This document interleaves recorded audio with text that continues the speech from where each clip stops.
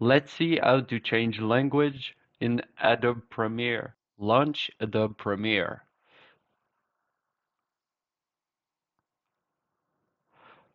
Click on the New Project button or choose an existing project. Once loaded, hit the Ctrl plus F12 combine of keys on your keyboard.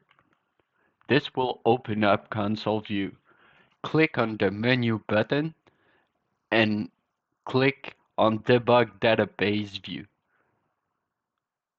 On the search field, look for Language. On Application Language line, you can switch from English US to French. That way,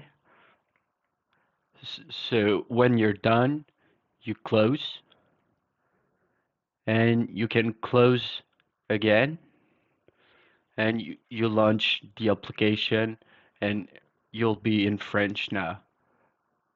So